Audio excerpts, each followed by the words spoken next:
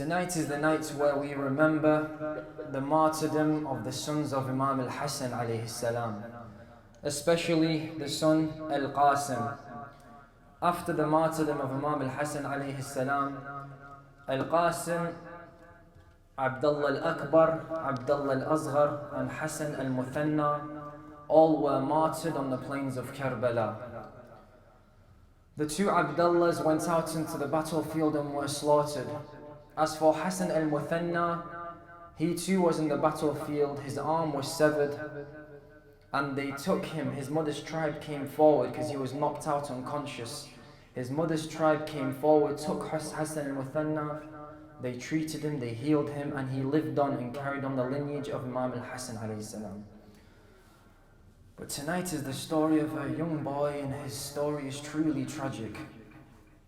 Based on our research and what's happened to him in Maqtal al-Hussein, we will be going and describing exactly what's happened to this young individual.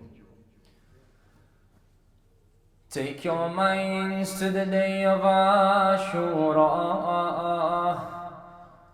Al-Qasim approaches Imam al-Hussein on two occasions. The first occasion was after the martyrdom of all the companions. Al-Qasim approaches his uncle and says, "Oh Ammaya, oh my master, my Imam, please grant me permission to go into the battlefield and fight the enemies of Islam." Al-Hussein looks at his nephew and he says, "Oh my nephew, you resemble my brother Al-Hasan. How can I let you go out into the battlefield?" The second time when Al-Qasim approached Imam Al-Hussein was after the martyrdom of Ali Al-Akbar. He goes to Imam Al-Hussein and requests, "Please let me go out and defend Islam."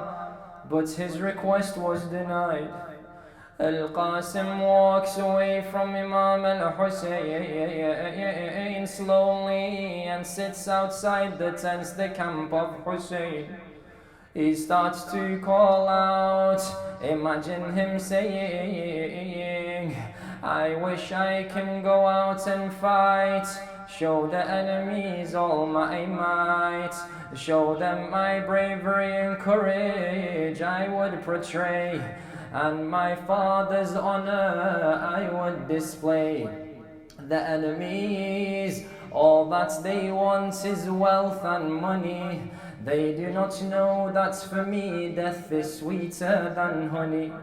After a while, Al-Qasim's mother by the name of Ramla, she approaches him. She tells him, "Oh my child, why are you upset?" And he explains to her the situation. She reminds Al-Qasim of the letter left by Imam Al-Hasan, and for him to open it during a time of great necessity. And as Al-Qasim opens this letter, he starts to read, "Peace be upon you, O my son Qasim. When the day comes when you see my brother Hussein alone in the battlefield, you too go and fight and defend him." Al-Qasim rushes towards his Imam with this letter. He began kissing the feet of Imam Al-Hussein. He says to Imam Al-Hussein, "My uncle, I have a letter from my father." Imam Al-Hussein began reading this letter. Imam Al-Hussein recognizes the handwriting of his brother Al-Hasan. He starts crying and weeping. Al-Qasim at this time was still bent down kissing the feet of Imam Al-Hussein. Al-Hussein picks up Al-Qasim and embraces him. Al-Qasim misses his father and Imam Al-Hussein misses his brother. They began hugging and crying and weeping. Wa Husseina.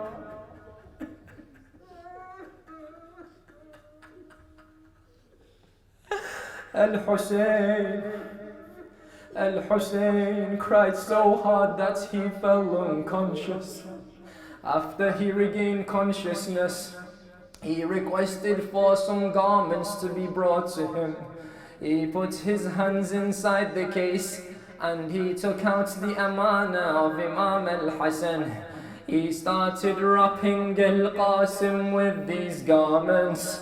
It's as if Al-Hussein is wrapping Al-Qasim not with garments but rather the clothing for his janazah. Al-Hussein tells Qasim to go and bid farewell to his aunt Zainab and to go bid farewell to his mother Ramla. At this moment in time, Al-Qasim resembled his father greatly. If he goes to his aunt Zainab, what does she think? Does she think, has my brother returned to me? And if he goes to his mother, does she think, has my husband returned to me? And as he goes to his mother, this is the last time she will see him alive. Ajarakum Allah. As if she says to him, for you, a bride I just did find. How could you leave your mother behind?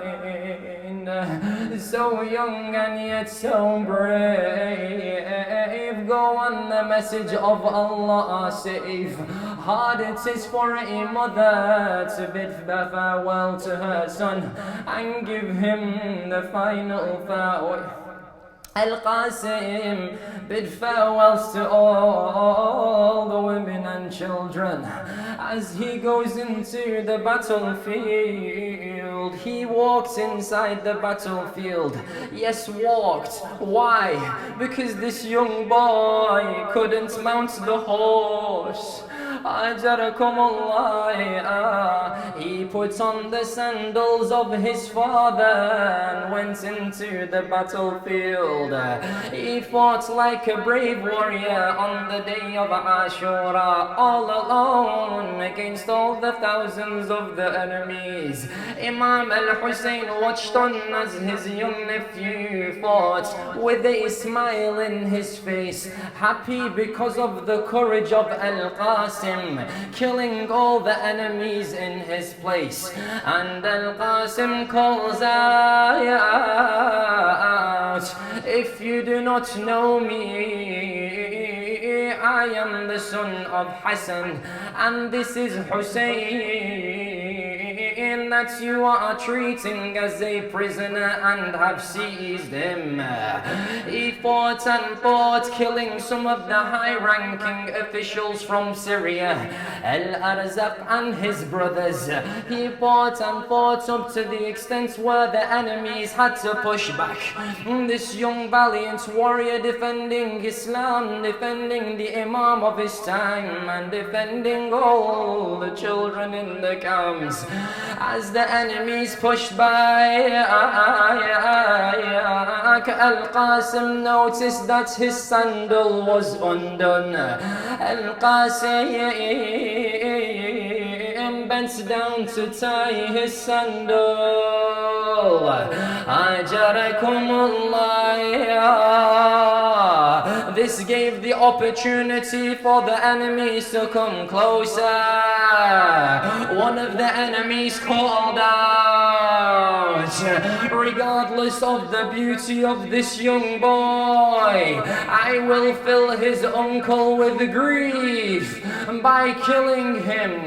May the woe of the Arabs be upon me if I do not kill him. Ajarakum Allah. As Al-Qasim finished tying his sandal, he didn't have a chance to come fully upwards, and the enemy of Allah came towards Al-Qasim. He lifted his sword and struck it on the head of Qasim. Al-Qasim collapses to the floor. He calls out, "My uncle, help me!" I was contemplating whether to narrate this next part of the musibah. However, the truth must be told and the tragedies of the Ahlul Bayt must be said. The enemies of Allah did not stop there. Whilst Qasim was lying there on the plains of Karbala, they started beating him down. They took a sword and pierced his chest, and one of the enemies of Allah took a sword and ripped open the belly of Qasim. One of the enemies got a spear and stabbed it in the back of Qasim. Al-Hussein rushing towards Al-Qasim, and the enemy scatter, scared of Hussein. Al-Hussein sees Qasim in the state, his head torn open, a hole in his chest and his belly wide open. Hard it is for an uncle to see this. He says, "Away with your killers, for on the day of judgment their opponents will be your grandfather." At this moment in time, Al-Qasim was still alive, his body shaking and his legs moving rapidly on the plains of Karbala. Al-Hussein continued to say, "Hard it is by Allah that you call upon your uncle and he does not respond to your call, or that he does but he cannot do much for you.